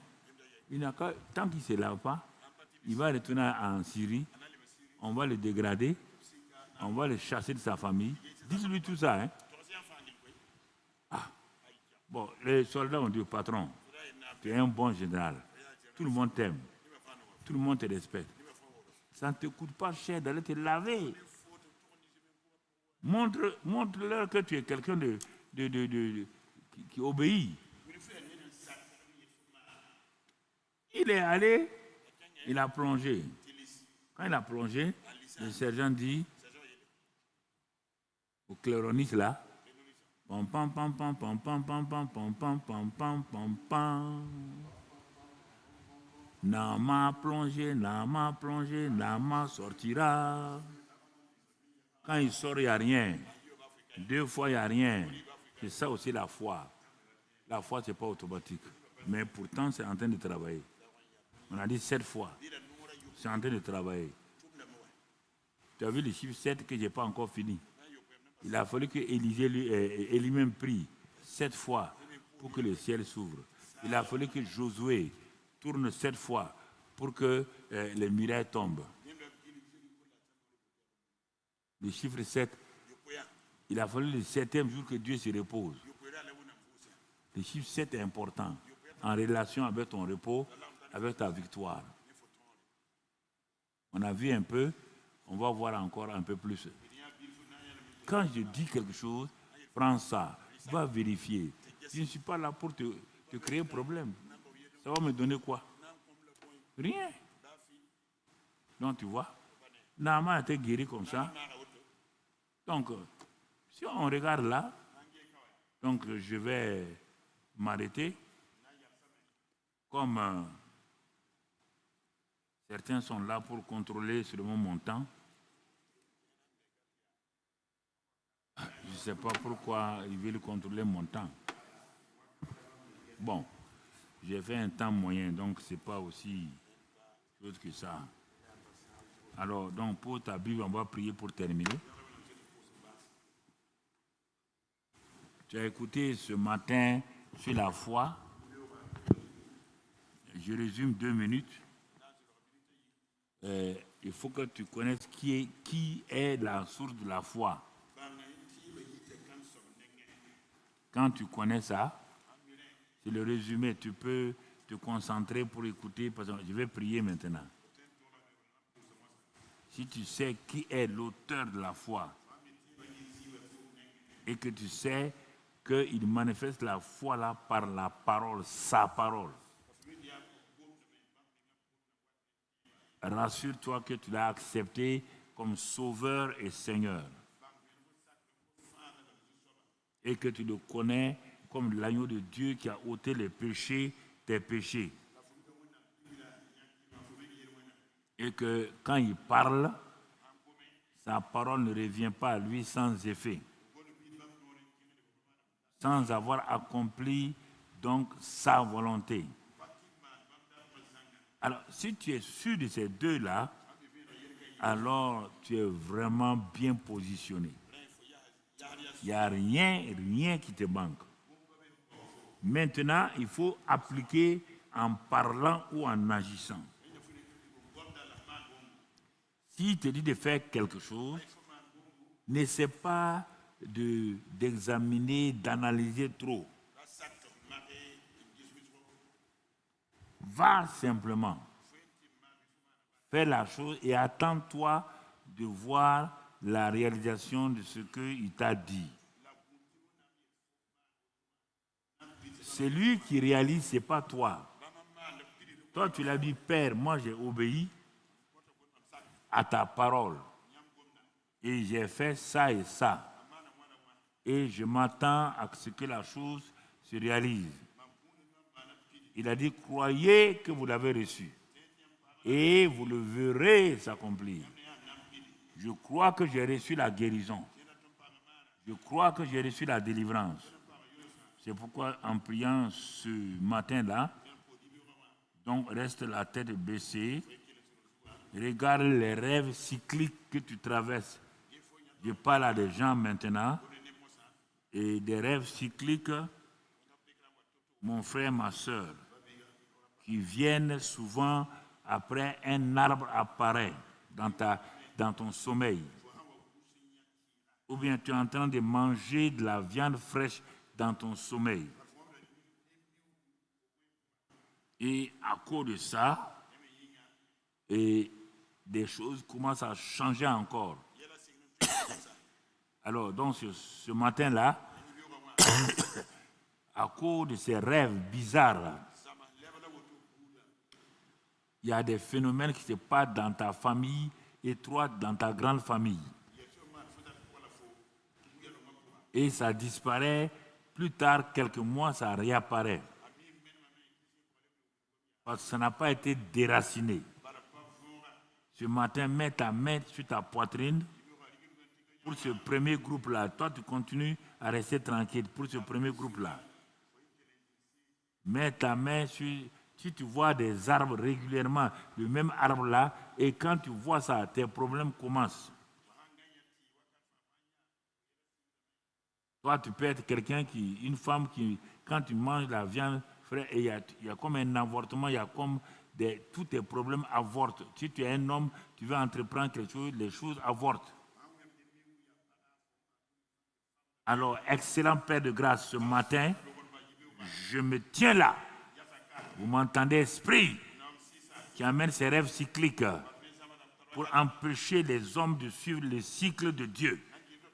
Je m'arrête contre toi maintenant et je prends position dans le nom de Christ Jésus, que cela soit ici à la télévision, aux réseaux sociaux. Je commande dans l'autorité de notre Jésus-Christ, lâcher prise. Arbre, je te maudis maintenant et je te déracine. Tu n'apparaîtras plus dans le sommet des enfants de Dieu. Viande fraîche, je t'enterre. Tu n'as plus le droit que les enfants de Dieu, tu leur proposes la viande fraîche pour détruire leur vie et leurs affaires. Dans le nom de Christ Jésus, je commande par la puissance du sang de Christ Jésus que cela disparaisse maintenant et que votre vie soit renouvelée par la puissance du Saint-Esprit. Croyez ce midi, j'ai le pouvoir de chasser les démons. Christ m'a apparu, il a dit, j'ai détruit les œuvres des ténèbres. Je te donne la puissance sur l'ennemi. J'utilise la puissance maintenant pour te libérer, pour te délivrer. Ça soit ici, à la télévision, aux réseaux sociaux, reçois la délivrance de ces rêves cycliques là au nom de Christ Jésus. Tu as un esprit de vagabondage. Esprit de vagabondage. Tu rêves, tu te vois dans des foules, des gens que tu ne connais même pas. Tu es dans des endroits, tu te demandes, tu es le seul. Alors il y a beaucoup de gens autour de toi. Tu te dis, mais où je suis? Ou bien tu es dans des marchés sataniques, avec des marchandises sataniques, en train de te promener. Alors tu te poses la question, mais quand tu te lèves là, toutes les affaires qui étaient programmées, brusquement tes pensées rentrent dans le vagabondage. Et tes affaires commencent à se dénuer, à aller de l'avant à gauche. Parce que l'esprit de vagabondage qui t'a visité hier nuit a dispersé tes affaires. Je réprime maintenant. Je commande. Esprit de vagabondage. Esprit de vagabondage. Esprit de tortue. Esprit de caméléon. Vous êtes trois ensemble. Vous ralentissez les affaires du peuple de Dieu. Vous marchez au ralenti. Et l'esprit de vagabondage vient pour disperser. Je m'accorde maintenant avec le peuple de Dieu. Je dis maintenant, au nom de Christ Jésus, esprit se manifestant sous la forme de ces reptiles et de ces animaux-là. Maintenant, je commande, vous lâchez prise dans la vie de ces filles et de ces garçons, de cet homme d'affaires. Tu disperses ses affaires. Quand il veut aller de l'avant, brusquement tu disperses tout. Cette femme a commencé.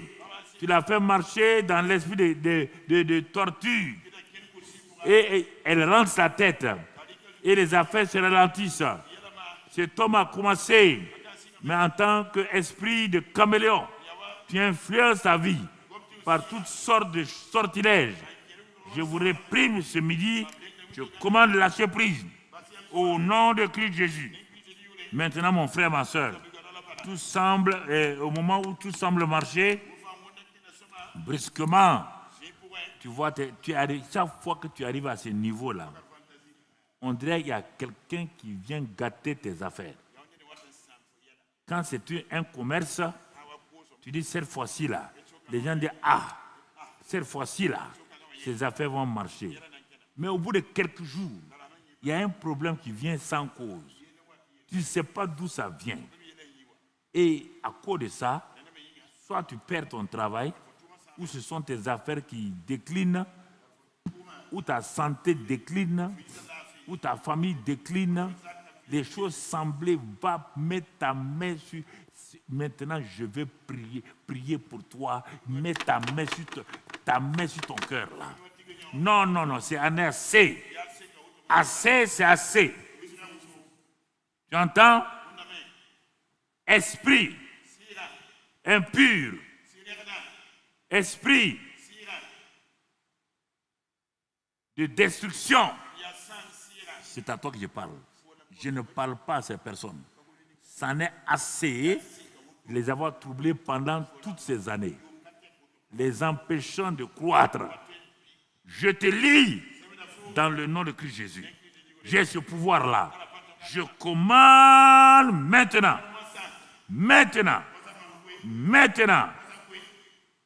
que cette affaire que cet homme et cette femme ont commencé ne reviendra plus en arrière. Que leur vie ne reviendra plus en arrière. Que leur maladie ne reviendra plus en arrière. Que leur mariage ne reviendra plus en arrière. Qu'il n'y aura plus d'échecs dans leur vie d'études, élèves ou étudiants, qui vont rentrer dans le chemin du succès. Que la paix de Dieu va les remplir. Qu'à partir de maintenant, l'esprit de conquête sera sur eux au nom de Jésus. Sera sur eux au nom de Christ Jésus. Maintenant, écoute-moi, en passant à l'autre cas.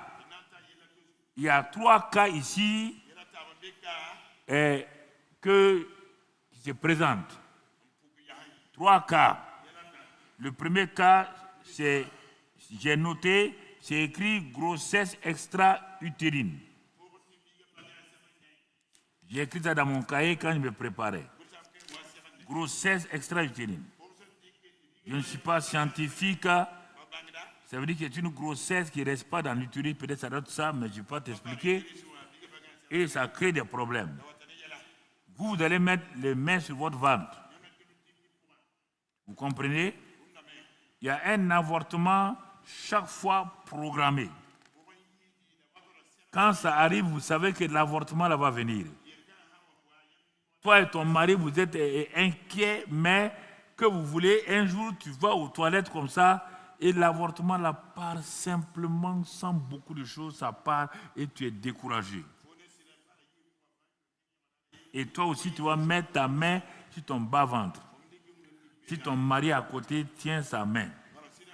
3e cas que j'ai noté, le problème vient du mari. Ce n'est ni une grossesse extra-utérine, ce n'est pas un avortement que les gens, ça vient du mari parce que la vie dans son spermatozoïde est très très faible, ne peut pas procéder à l'engrossement de sa femme.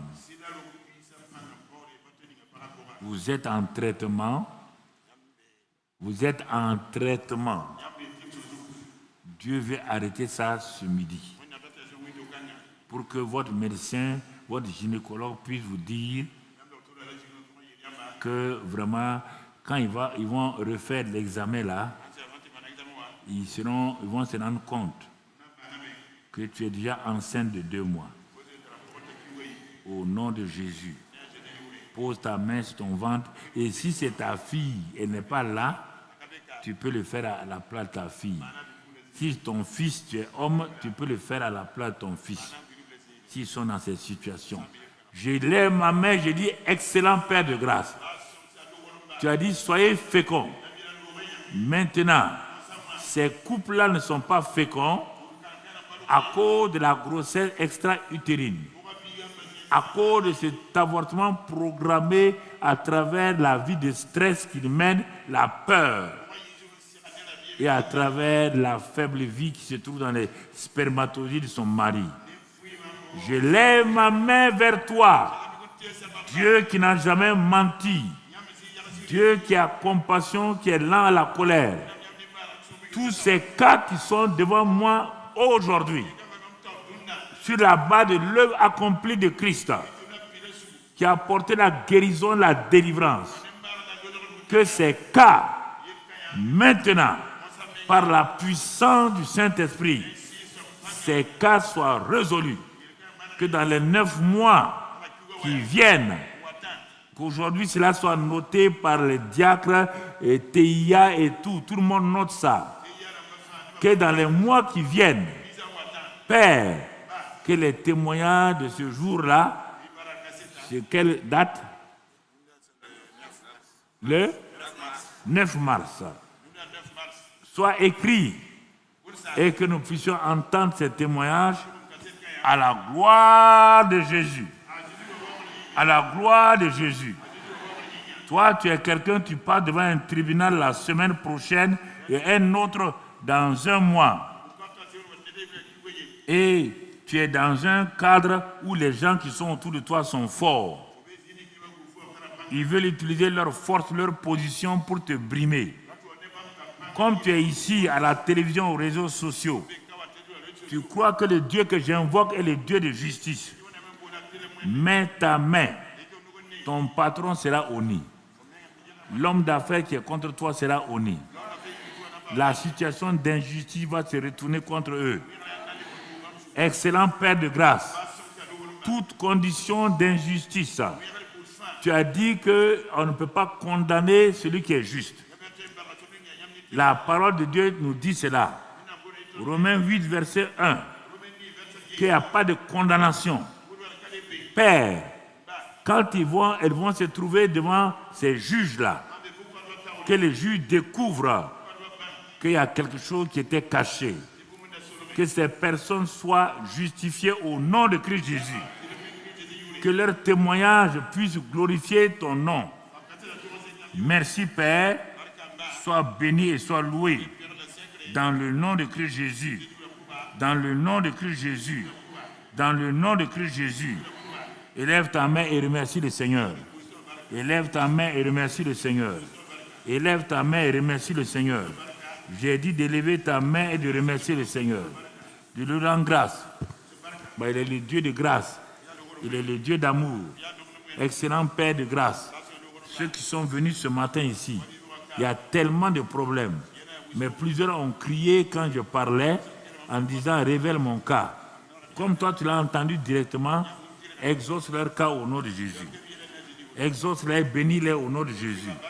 Père, qui retourne à la maison dans la foi, que nous entendons des témoignages et que toute la gloire soit à toi. Merci Père, c'est au nom de Jésus. Amen. Amen. Amen.